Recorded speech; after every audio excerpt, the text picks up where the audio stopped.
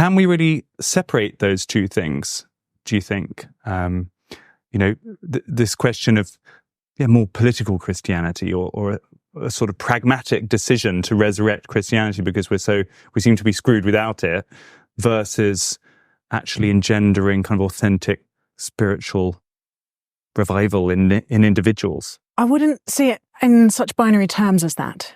I think what we're seeing is the falling away of the myth that we make decisions based on arguments at all, really. I think there's very good evidence that we come to our conclusions about things based on the relationships that we're in and the people that we trust and the stories that make sense to us. The idea that Christians or atheists or anyone in between is going, right, where's the logic here? Let me just plot this on a spreadsheet. Okay, that's the path that I'm going to use to lead my life. It's just bullshit. And Christians, I think, bought that lie for a while and decided if we can just meet these arguments, if we can just come up with a cosmology, if we can just make this neat and tidy and palatable for this very thin, narrow definition of reason, then we'll be able to persuade people. There are possibly some people whose formation means they think in maths, essentially, who might need that. Most of us don't. People who have had a broad attention to the world, who are, I think, trying to live wisely and deeply, know that our decisions are made, and these deepest decisions about who to love, these things that define our lives, the things that we say at our funerals are existential and emotional and embodied and relational. And so the sort of new atheist moment, and I include some Christians in that, has ebbed. And what you're left with is the truer thing, that we as humans, actually, most of us long for unconditional love, and we long to be seen, and we long to be known, and we long for a deep intimacy, and we long for our lives to mean something, and we long to be part of a story bigger than ourselves. And that's hard to find on your own. And even if you are going because you're like, okay, it's not working politically, even if you're going because you're like, okay, we can't base morality without this, even if you're going because you've decided that the anti-Muslim rhetoric, which I find very troubling, is right, eventually, if it's going to be anything real to you, you have to drop down to that level. And you see Ayaan Hirsi Ali doing that in a way that I think is so courageous and so humanizing and so vulnerable. And I am grateful for it. So, Alex, what Liz is almost talking about is a retreat of rationality, in effect. It's, Whoa. as a kind of, as a single organizing principle, it does feel, you were talking about the post 9/11 period, there was this, the politics was also very kind of rational. There was this sense. Yeah. Can I just say a proper and needed broadening of the definition of rationality is what I would say. Yeah, along with some of the groaners, I think that might have been an unfair characterization of what was just said. I think I basically agree in that there is an inappropriateness in bringing questions of essentially empiricism and maths into questions of meaning and narrative. It's as inappropriate as me walking into a science lab where somebody's trying to figure out how many molecules are in this glass in front of me and me saying, I can help you with that. Here's a nice poem.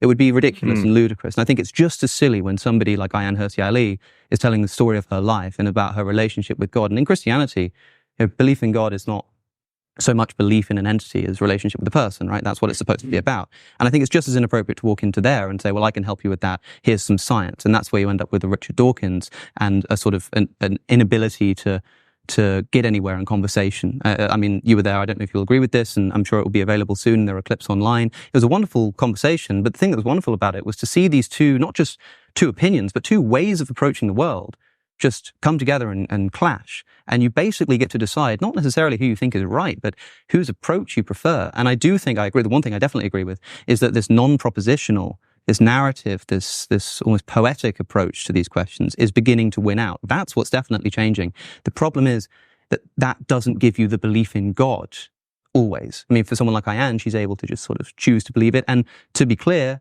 I'm very happy for her. I'm envious of her. I wish I could do that for myself. I find myself unable. But one thing that's been not mentioned... You wish you could do what? Sorry.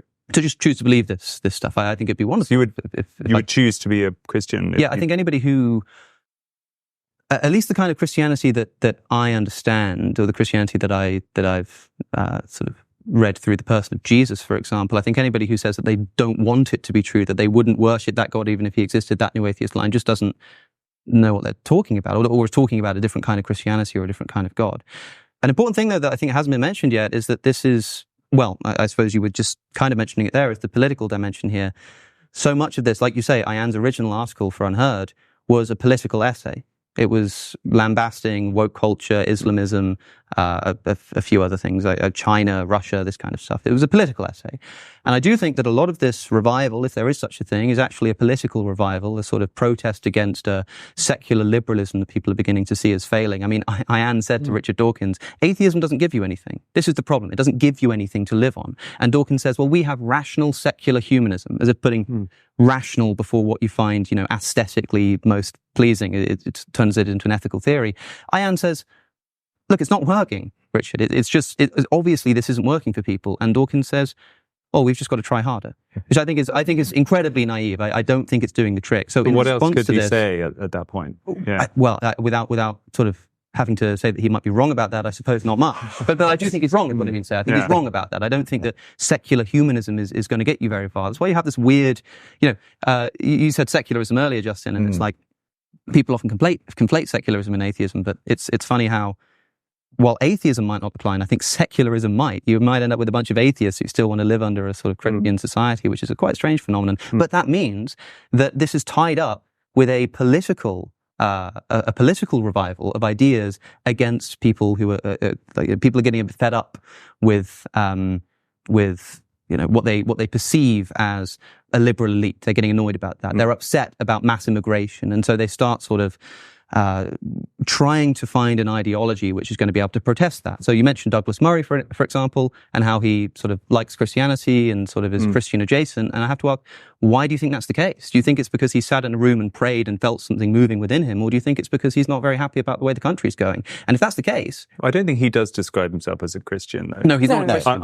But the reason why he would say that he sort of likes Christianity, or the reason that he goes to church, might be more of a cultural thing. And if that's the case, then that means that the revival that I think Justin is hypothesizing, but a lot of people, if at least secretly, are actually wishing for, they're hoping it happens, might not be a sort of meek and mild Christianity. It might be the kind of strong-armed political Christianity that, historically speaking, we've been right to be highly suspicious of and been right to criticize. If you enjoyed that clip, you can watch the full conversation by clicking the link on your screen. And if you want to get early access to my videos, as well as getting them ad-free and support the channel at the same time, then go to patreon.com/AlexOC. Thanks for watching, subscribe if you want to, and I'll see you in the next one.